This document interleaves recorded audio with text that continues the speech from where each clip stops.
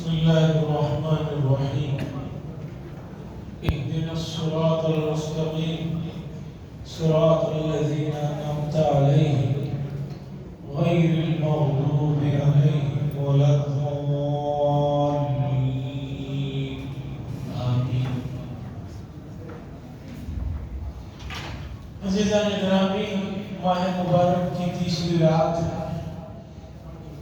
پہلا عشرے کے کچھ دو چار دن ہی محسوس ہوتے ہیں، اس کے بعد ماہ مبارک کیسا نکلتا ہے پتہ ہی نہیں چلتا. گزشتہ 30-40 سالوں کا تجربہ ہے. ماہ مبارک بہت تیزی سے گزرتا ہے. بہت سے لوگ صرف پلاننگ کرتے کرتے رہ جاتے ہیں. وہ پلاننگ کرتے رہتے ہیں کہ مجھے اتنے قرآن پڑھنا ہے، اتنے نوافل پڑھنا ہے، یہ کرنا ہے، یہ کرنا ہے. پتہ چلتا ہے کہ رمضان نکل چکا ہے. اس لیے کسی بھی لمحے کو ضائع مت کیجیے. ان اوقات کی قدر کیجیے. سوچتے مت رہیے. پرانے زمانے کا ایک واقعہ سناتا ہوں، اس مناسبت سے شاید کچھ مسئلہ سمجھ میں آ جائے. پہلے زمانے میں آدمی جو سفر کرتے تھے گھوڑوں پر، اونٹوں پر اور دوسرے جانوروں پر سفر کرتے تھے، اور راستے میں رکنے کے لیے سرائے خانے ہوتے تھے. آج کل کی طرح ہوٹل نہیں تھے کہ بھی وہاں رکے آگے بڑھ گئے. اب سرائے خانے ہوتے تھے جس میں آدمی اپنے جانور کو بھی کچھ دیر آرام کے لیے چھوڑ دیتا اور خود بھی سو کر صبح آگے پھر سفر پہ جانا ہوتا تھا. تو ایک آدمی سفر پہ نکلا تو رات میں ایک سرائے خانے کو پہنچا جہاں آرام کرنے کی جگہ تھی. اس نے وہاں کے جو خادم تھے ان سے کہا کہ میں رات میں بہت تھکا ہوا ہوں، آرام کر لیتا ہوں. میرا یہ جانور ہے، اسے ذرا چارہ پانی دے. اس نے کہا آپ سو جائیے، کوئی فکر ہی مت کیجیے، میں آپ کے مال کی، آپ کے جانور کی دونوں کی حفاظت کروں. تو آدمی سو گیا. لیکن نیند کیسے آ سکتی ہے؟ درمیان میں اس کی نیند کھلی تو اس نے اس سرائے خانے کے خادم کو دیکھا کہ وہ سر اٹھائے آسمان کو دیکھتا ہوا بیٹھا ہے. یہ آدمی اٹھا، تھوڑی دیر اسے دیکھا، پھر اسے پوچھا کہ بھی آسمان پہ کیا دیکھ رہے ہیں؟ میں نے تو کہا جانور کو کھانا پینا کھلاؤ، چارہ پانی کھلاؤ، اوپر کیا دیکھ؟ اس نے کہا کچھ نہیں دیکھ رہا ہوں. کہا پھر بھی بتاؤ کیا دیکھ رہے ہیں؟ اس نے کہا میں یہ دیکھ رہا ہوں کہ اتنے ستارے ہیں، ان کی کتنی گنتی ہوگی، کوشش کر رہا ہوں گننے. اس آدمی نے کہا کہ بھائی ستاروں کی گنتی تو مشکل ہے، تمہیں جو کام میں نے دیا ہے اسے دیکھو، میرے جانور کو چارے پانی کی توجہ. اس نے کہا آپ بے فکر ہو جائیے، آپ کے جانور کی، آپ کے مال کی سب میں حفاظت کر رہا ہوں. یہ کہہ کر اس آدمی نے اسے سونے کے لیے کہا تو وہ سو گیا. پھر تھوڑی دیر کے بعد دوپہر یعنی رات میں 3 بجے کے قریب اس آدمی کی آنکھ کھلی تو پھر دیکھا یہ آسمان ہی کی طرف دیکھتے ہوئے بیٹھا ہوا. اس نے پھر پوچھا کہ بھئی تم کیا کر رہے ہو، پھر آسمان ہی کی طرف دیکھتے ہوئے کیوں بیٹھے؟ وہ کہنے لگا میری سمجھ میں نہیں آتا کہ یہ آسمان بغیر چھت کے کیسے رکا ہوا. یہ جو آسمان ہے اس کے لیے کوئی پلر نہیں ہے، کوئی ستون نہیں ہے. اتنا بڑا آسمان یہ کیسے اللہ نے جو ہے اسے بنایا ہے، اس بارے میں سوچ رہا ہوں. اس آدمی نے کہا کہ بھائی آسمان کی فکر چھوڑو، جو کام میں نے تمہیں دیا ہے میرے مال کی حفاظت کرو، میرے جانور کی حفاظت کرو. بڑا قیمتی گھوڑا ہے، اسے گھاس پانی ڈالو، اس پر توجہ. اس نے کہا آپ فکر مت کیجیے، سو جائیے، میں دیکھ لے. پھر وہ آدمی سو گیا. تھوڑی دیر کے بعد فجر کے قریب وہ آدمی پھر ہڑبڑا کر اٹھا، چونکہ دیکھا دو بار دیکھا تھا کہ آدمی آسمان کی طرف ٹکٹکی باندھے بیٹھا ہے، تو قیمتی جانور ہے، مال ہے، تو آدمی کو کہاں تسلی کی نیند آ سکتی۔ پھر جب اٹھا تو دیکھا یہ آدمی پھر آسمانی کی طرف دیکھتے ہوئے بیٹھا ہوا ہے۔ اس نے کہا کہ بھئی اب کیا کر رہے ہو؟ تو اس آدمی نے کہا کہ وہ آپ کا گھوڑا کوئی چوری کر کے لے چلا گیا ہے، اب آپ کو کیا جواب دینا یہ سوچ لے کر بیٹھا ہو۔ اب جو ہے یہ سوچ رہا ہوں کہ آپ کا گھوڑا کوئی جو ہے چوری کر کے لے جا چکا ہے، اب میں آپ کو کیا جواب دوں، کیسے تسلی دوں، یہ بارے میں بیٹھ کر غور کر رہا ہوں۔ تو اسی طرح امت کا حال ہے، بعض لوگ رمضان کے آنے سے پہلے بھی پلاننگ کرتے رہتے ہیں، رمضان آ جاتا ہے تو بھی پلاننگ کرتے رہتے ہیں، اور رمضان چلے جاتا ہے پھر بھی کہتے ہیں میں پلاننگ کرتے ہی رہا، حضرت پتہ نہیں چلا رمضان کیسے نکلا۔ اس لیے رمضان بہت تیزی سے گزرتا ہے اور قیمتی لمحات بہت تیزی سے اڑ جاتے ہیں، اس لیے مہربانی کریں جو حصہ باقی رہ گیا ہے اس حصے کو روزوں کے ساتھ، تلاوت کے ساتھ اور دوسرے نیک کاموں میں لگیے، اور اپنے اہل و عیال کو، اپنے ماتحتوں کو، اپنے متعلقین کو نیک کاموں میں لگائیے۔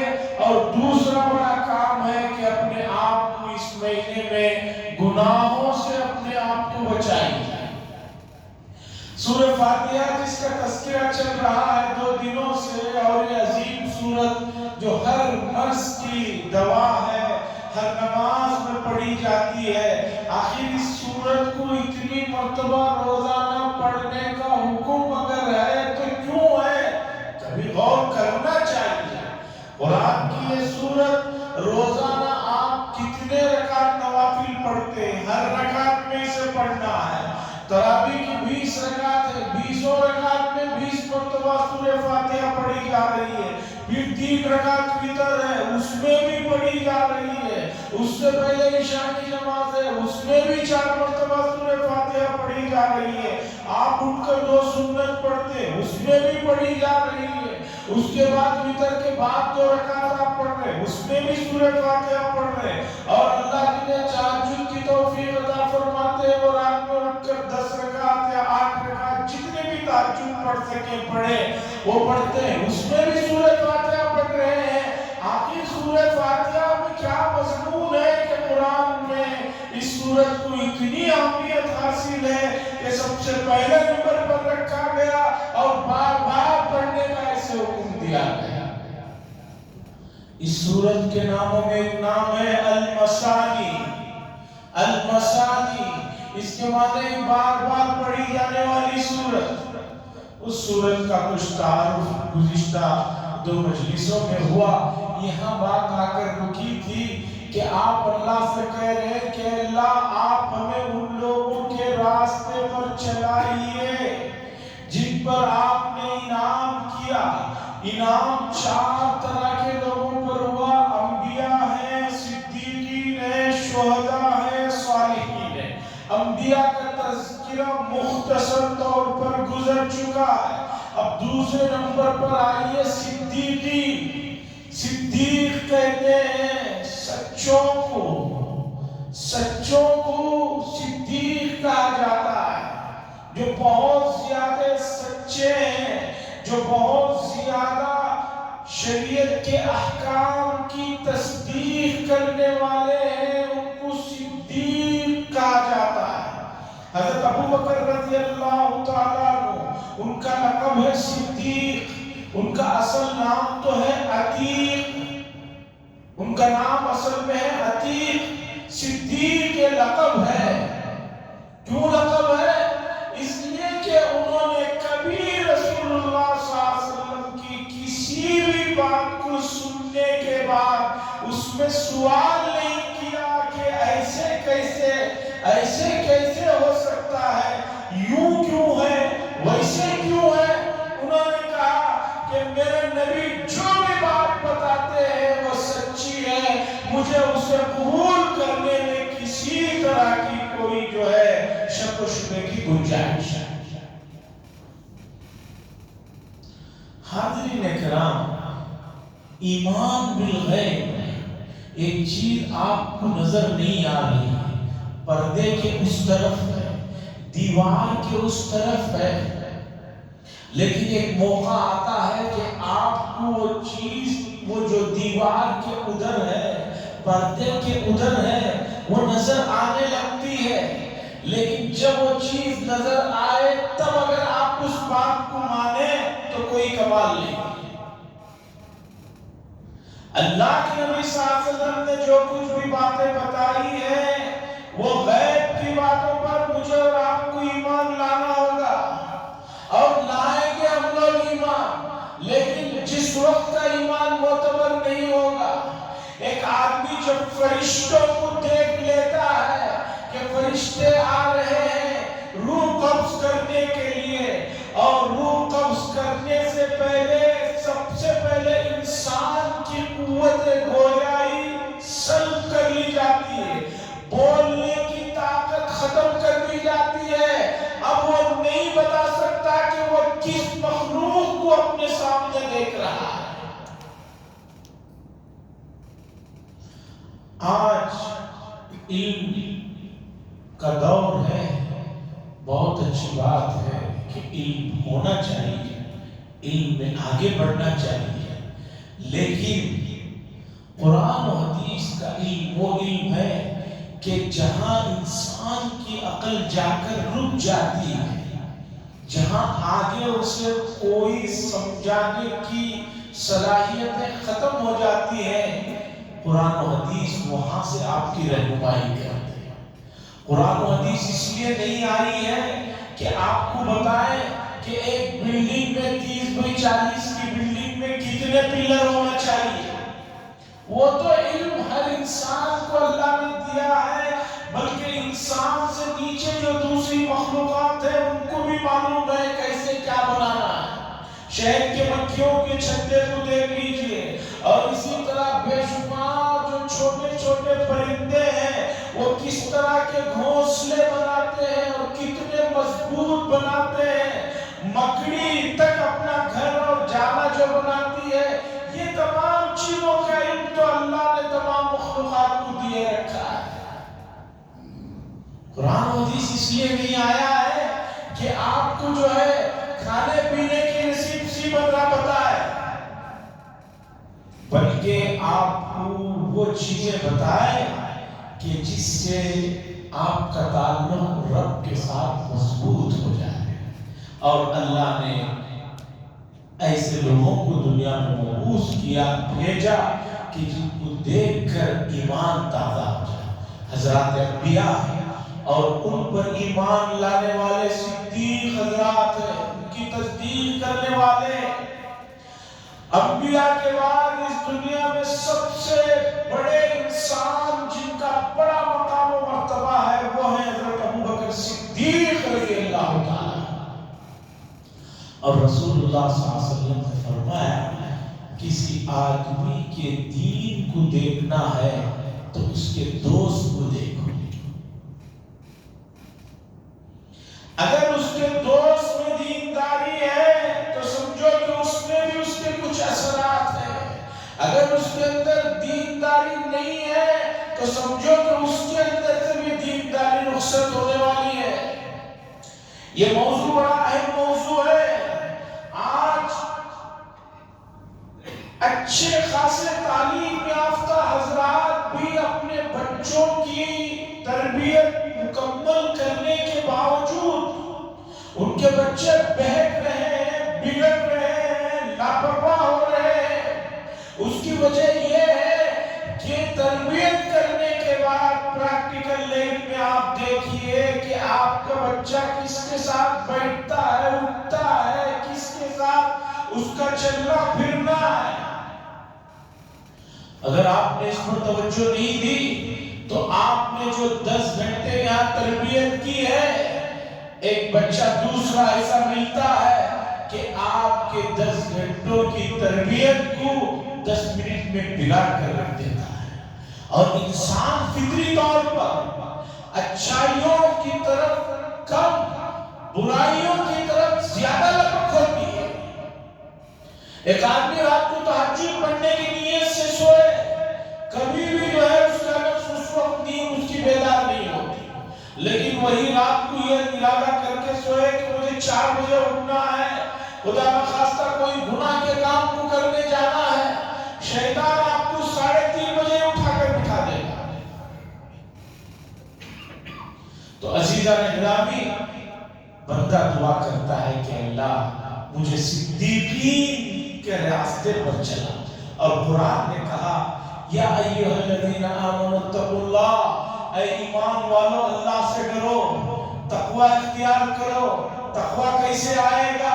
وکونوا مع الصادقین، سچے لوگوں کے ساتھ تمہارا اٹھنا بیٹھنا اگر شروع ہو گیا تو تمہارے اندر تقوی آ جائے گا.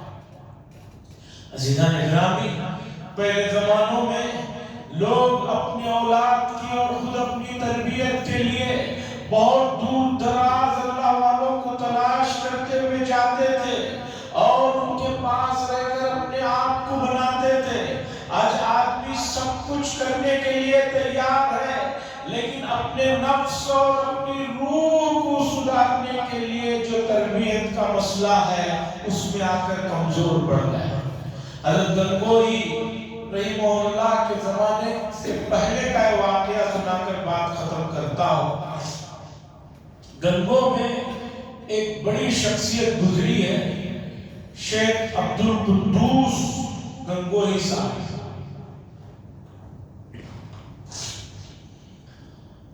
تقریباً 350 یا 400 سال پہلے کی شخصیت ہے. ان کے پاس اس زمانے میں ایران سے، خراسان سے، بخارا سے، دور دور سے لوگ آتے، آ کر اپنی اصلاح کر کے واپس جاتے. حضرت عبدالقدوس گنگوہی رحمہ اللہ کا انتقال ہو گیا.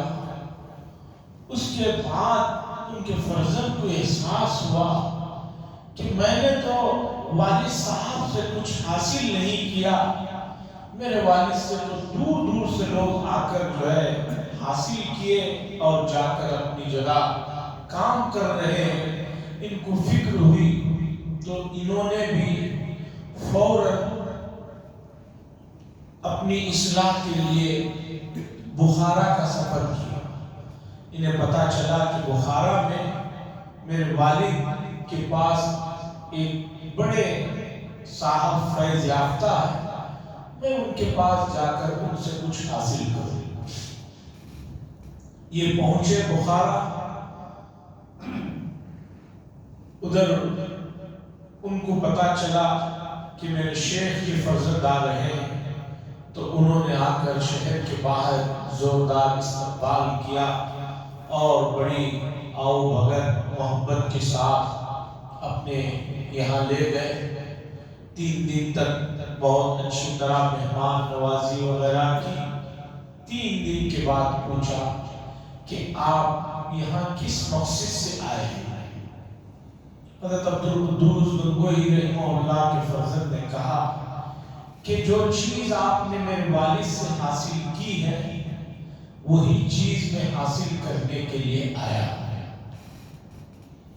تو ان شیخ نے کہا 3 دن تک تو مہمان تھے آپ، اس لیے ہم نے آپ کی خاطر تواضع مدارات کی. اب آپ کو جو چیز آپ کے والد سے ہمیں ملی ہے وہ حاصل کرنا چاہتے ہیں تو اس کے لیے محنت کرنی ہوگی، مجاہدہ کرنا ہوگا. انہوں نے کہا کہ میں اتنی دور سے ہندوستان سے یہاں پر آیا ہوں، میں مجاہدہ کروں گا. تو اس شیخ نے ان سے کہا کہ آج سے آپ کا کام یہ ہے، ازبکستان یہ سب رشیا کے حصے ہیں، ہمیشہ سردی رہتی ہے، ٹھنڈے علاقے. آپ کا کام یہ ہے کہ جتنے لوگ مسجد میں نماز پڑھنے کے لیے آتے ہیں اور ہمارے پاس آتے ہیں، ان کے لیے جو پانی گرم کرنے کا کھلا جگہ چولہا ہے، وہاں ہر وقت رہیں گے اور لکڑیاں ڈالنا، چولہا گرم کرنا اور اس کی صفائی کرنا، یہ آپ کا کام ہے۔ انہوں نے کہا کہ آپ جو کام کہیں گے میں کرنے کے لیے تیار ہوں۔ کہا آپ کا کام یہی ہے۔ اب وہ چولہا گرم کرنے کی خدمت میں لگ گئے، اور ادھر وہ جو بخارا کے شیخ تھے، انہوں نے ایک اور کام کرنے والا جو جھاڑو لگاتا تھا اور پورا جھاڑو لگانے کے بعد کچرے کو لے جا کر باہر پھینکتا تھا، چند دن کے بعد اس سے کہا کہ تم کچرا لے جاتے ہوئے وہ جو پانی گرم کرنے کی جگہ صاحب بیٹھے ہوئے ہیں ان پر ڈال دینا اور دیکھنا وہ کیا کرتے ہیں۔ کچرا لے جاتے جاتے جیسے آدمی کا پیر پھسل کر ہوتا ہے، اس طرح کچرا ان کے سر پہ ڈال دیا۔ اب وہ گنگو کے مولانا عبدالقدوس صاحب کے فرزند بڑے ناز و نخروں میں پلے تھے۔ انہوں نے کہا اگر گنگو ہوتا تو میں تمہیں بتاتا، جو تم نے حرکت کی ہے تمہیں بتاتا اس حرکت کا کیا رزلٹ ہوتا۔ یہ کہا، اس کے بعد پھر کام میں لگ گئے۔